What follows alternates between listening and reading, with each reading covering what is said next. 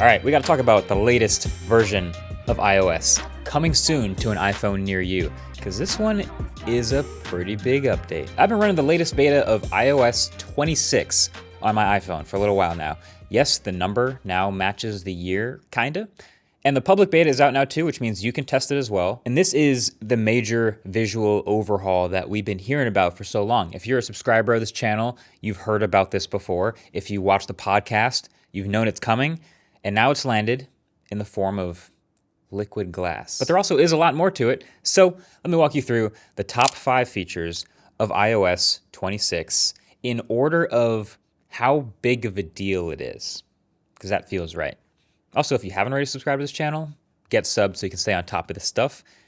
Let's get into it. So number 5, the new camera app. So it's been years since I've been able to say this, but Apple has redesigned the whole camera app. They've updated some really important things, and here's why it's really good. On the surface, it looks even more simplified just because it is. You know, it's just the shutter button, the zoom buttons, and then a few other buttons at the top, and then the photo and video picker at the bottom. Then everything else is hidden, which is probably great for most people. So then when you want to go to change modes, you can see that there's actually more of them available, and then you can actively slide between them like you always have. It's harder to see all of the modes available to you since they're hidden.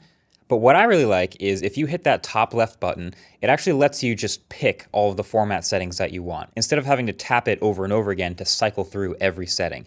It's so much better for video. Instead of having to tap the frame rate over and over again to cycle to 24, then 30, then 60, just pick the one you want, finally. And then for all the rest of the settings, just hit that top right box, or even easier, pro tip, just swipe up. So these are where the settings are that you are less likely to change, which is why they're a bit more hidden, but that is a strong reorganization in my opinion. So then number 4 is a big update to visual intelligence. See, Apple Intelligence has been hit or miss since it was first announced. Honestly, mostly miss. A lot of things that aren't super useful, Genmoji, Image Playground, whatever. But visual intelligence is one of the things that I've thought has had a lot of promise. It has a high ceiling. And it's been in the form so far of just looking through your camera and being able to visually identify things that you're pointing it at. But now this update includes on-screen things as well into visual intelligence. And while it's not super good yet, I do think that's important, and I do think the ceiling just got much higher just to have this included. Because see, on Android, we've had Circle to Search for some time now. And it's good. It's incredibly useful. You hold down on the home bar and then circle whatever you want with your finger. It Google searches that, pulls up information on it, identifies it for you. It's kind of like a superpower. It's awesome. And Apple has now kind of built something like that into the iPhone. The funny thing is they've built it into the screenshot UI. So you hold down power and volume up to take a screenshot, and then you will see some new things around the outside. An ask button, an image search button, or you can literally circle with your finger to search something with Google. And it does a reverse image search, basically the same thing as Android.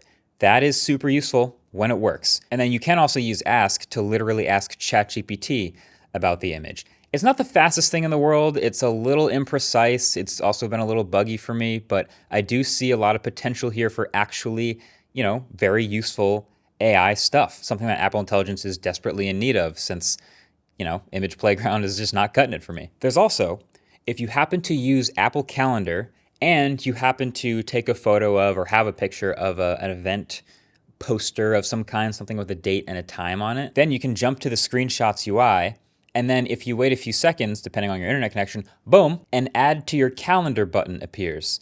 And that'll add it to your Apple Calendar. And if you hit Edit, you can actually see it's pretty good about getting inputted details right. Start time, end time, description, location, etc. It's actually pretty impressive. I'm just going to need this stuff to now get a little bit more robust. Let me add to my Google Calendar or some other default calendar if I want to. Or let the chatbot, when I ask about something, be Gemini if I want, or Perplexity or Claude or whatever. I know none of this stuff is ever actually going to happen, but I can dream, right? So then number 3, the phone app.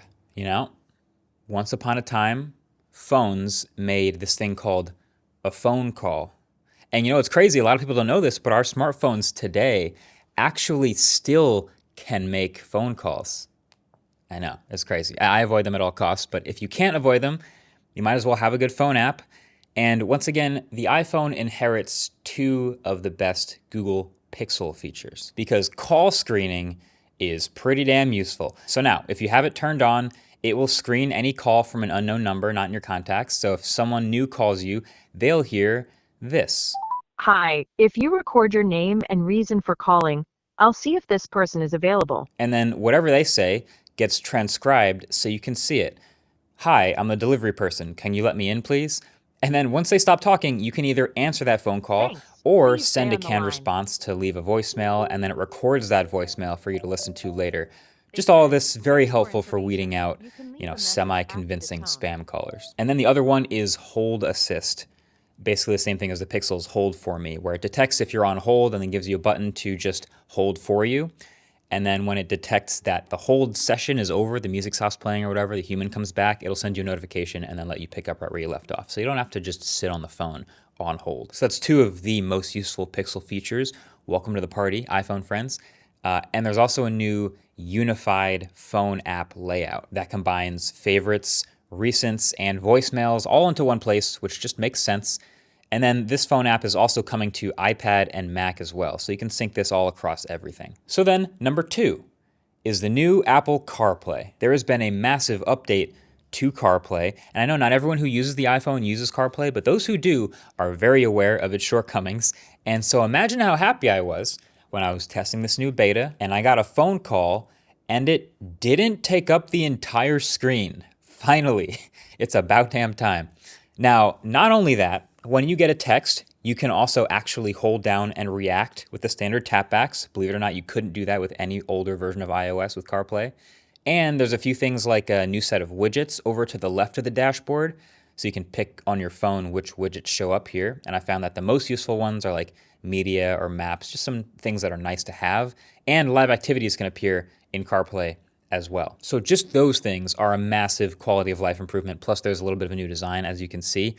And none of this is even mentioning CarPlay Ultra, which only really works on like one Aston Martin so far. So for the 6 of you watching this that have that car, sorry, don't really have much to say about that yet. But before I get to number 1, since this is such a big update, here are some other things that didn't make my list, but that are still actually pretty big and worth mentioning. So the Photos app that everyone hates, got an update to kind of halfway fix it, which is now just that it defaults to the library view, which is just all your latest photos and videos, which is what we all wanted the first time.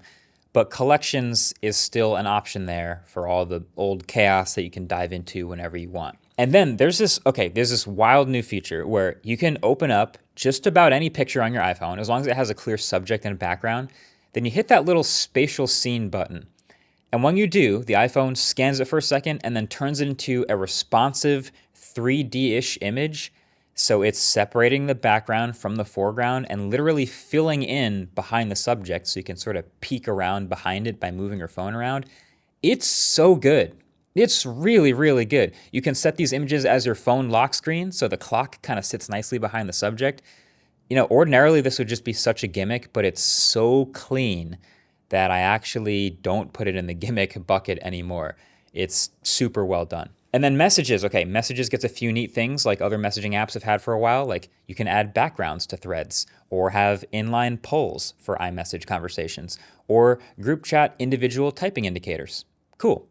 And there's also now live translation features built into Messages, FaceTime, and the phone app, which all work offline fully. That's huge because all of these languages, each one that you download from my experience is a few hundred megabytes, and then it works whether you have an internet connection or not. And then come to think of it, a lot of these actually come from other places, or at least have been available other places, but it's going to be nice to have it on the iPhone now anyway. You can choose your alarm snooze duration.